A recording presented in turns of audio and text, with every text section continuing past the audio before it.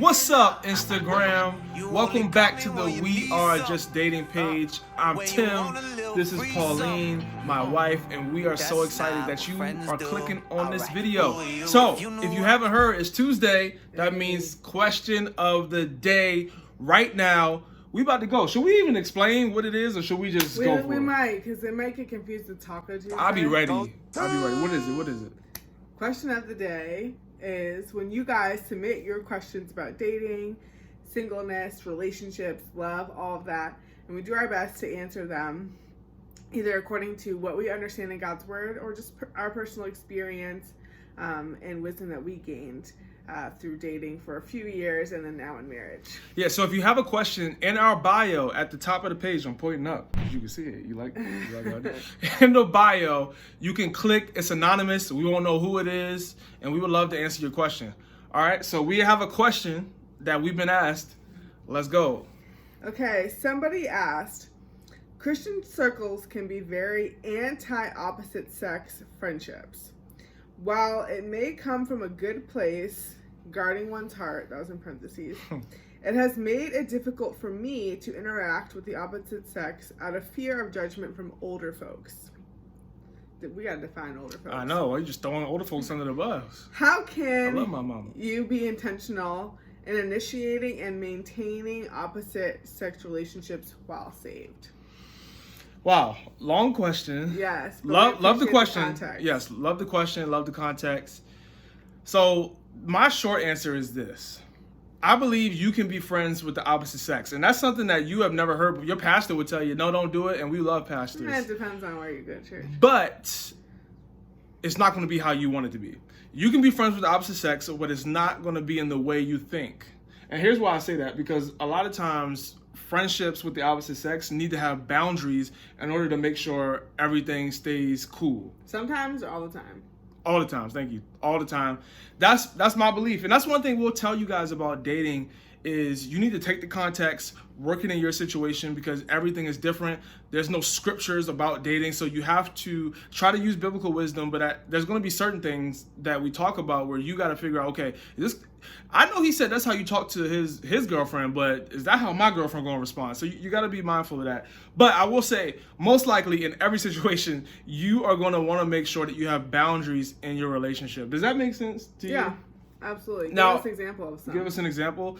Well, I'll leave that for the end because we always like to have a practical tip at the end. But what I'll say is that the reason I believe you should have boundaries is because, one, someone is either always going to catch feelings. Whether it's you, I ain't catching feelings. Okay, you may not, but your friend may catch feelings. And let's just say it's your childhood best friend, because that's the one people be hitting us with.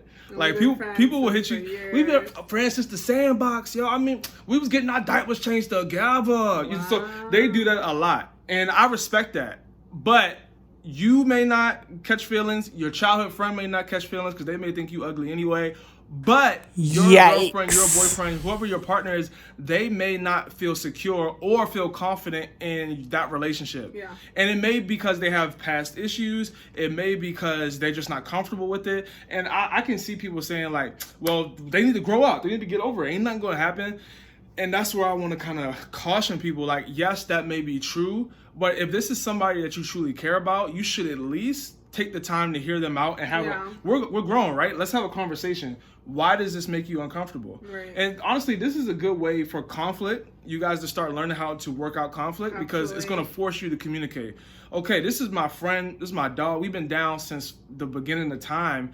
We need to talk about why you're not comfortable with them, because this person would never do anything, in my opinion, that will hurt you. And then that gives your partner a chance to respond. And well, you can even first preface it like, hey, I really care about you. You're my girl, you're my guy, whatever it is. I care about how you feel. Let's talk this through. And I think most reasonable people will rock with that. Yeah, absolutely. I think those are a lot of great perspectives for those of you guys who are currently in a dating relationship. And I wanted to quickly speak to this question for anybody who is currently single and is wondering, how do I navigate opposite sex friendships? How do I make friends with guys? You know, if I want to date a guy but I don't have any guy friends, it's going to be really hard for you to find a guy, or maybe like, you know, a brother in Christ or a guy friend could recommend you to another friend. You know, a lot of people date off of referrals, and we want that for you. So if you're single, I still think that you need to have boundaries with the opposite sex, even if you don't have, a partner that you're trying to respect. Why do you need to have boundaries? I'm single. I do what I want. I think number one, for optics, you do not want to be that girl or that guy who has 10 guys around them or 10 girls around them. Because if I had a lot of guy friends around me, Tim might think like, oh, Pauline's dating one of them, or, a bunch of these guys like her, or she's kind of hard to approach. And I think one of the things I loved about... Well, can I even add this caveat? Okay.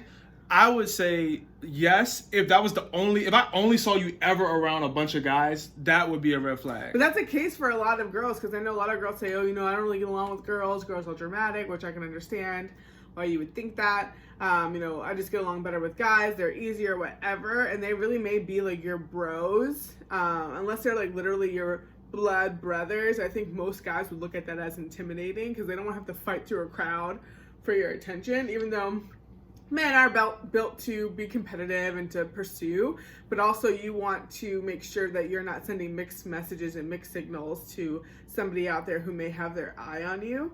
I think it's important for you to protect your heart and the other person's heart, as Tim mentioned. If you are single and you don't have a boyfriend or a girlfriend, you don't want to be texting people late at night and like sending all these emojis and again sending big signals, because a lot of us have been in situations before where you think somebody likes you and they don't. And you have to ask yourself, well, why did I think that they liked me? And that's how you end up in a situationship sometimes, where like people enjoy each other's company but they're not willing to commit because they're not mature enough. So you want to make sure you're protecting your heart in that situation. And just really overall, I would ask yourself, like, what do you want the outcome of this relationship to be? If you're talking to somebody and you know that you're not attracted to them and you know that you would never want to pursue them or see them as a partner, like, then don't give them special access to your life.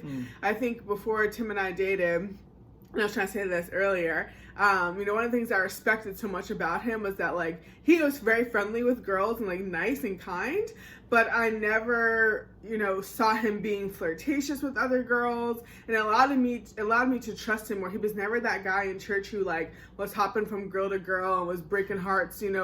There wasn't a line of broken-hearted girls behind him. Praise God.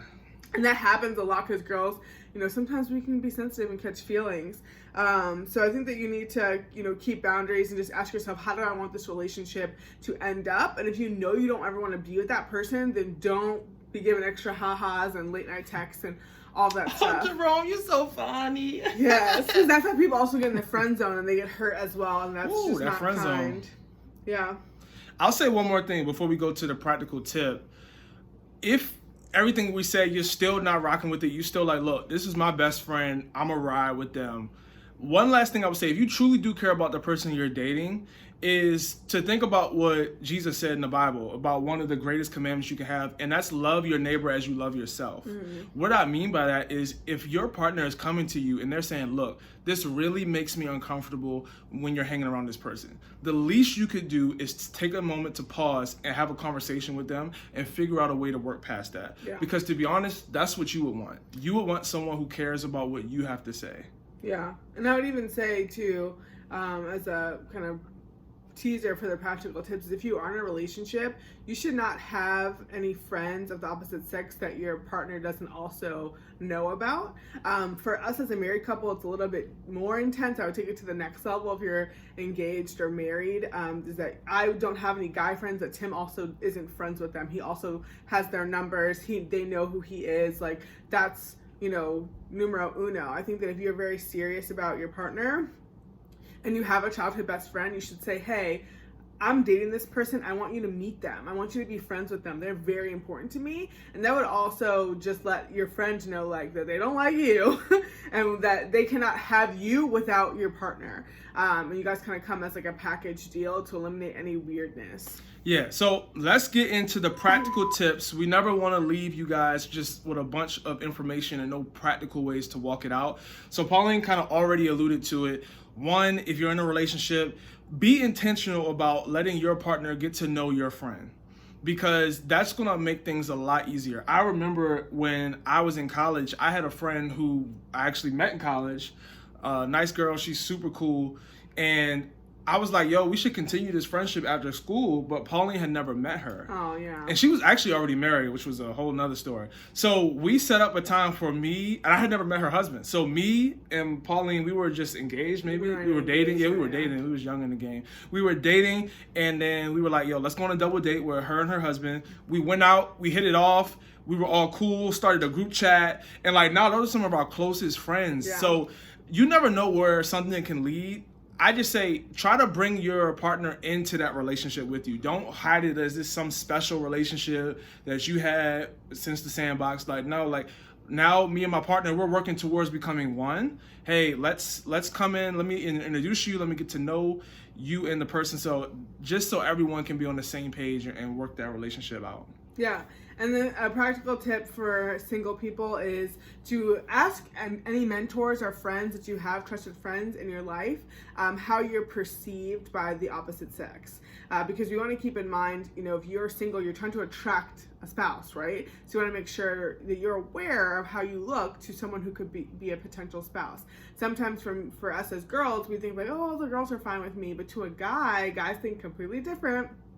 To a guy, I might look unapproachable, and the same thing could go for the other ways for guys. So get some people around you, ask them like, hey, you know, like what do you think about me? What do you think about my interactions with the opposite sex? Now it's going to be hard if you, number one, don't have a mentor, so this is kind of a nudge to get one if you don't, and then make sure you're in spaces where they're around you and they can see how you're interacting with others. They may tell you, hey, you're a little bit too flirtatious with you don't need to touch every guy you talk to.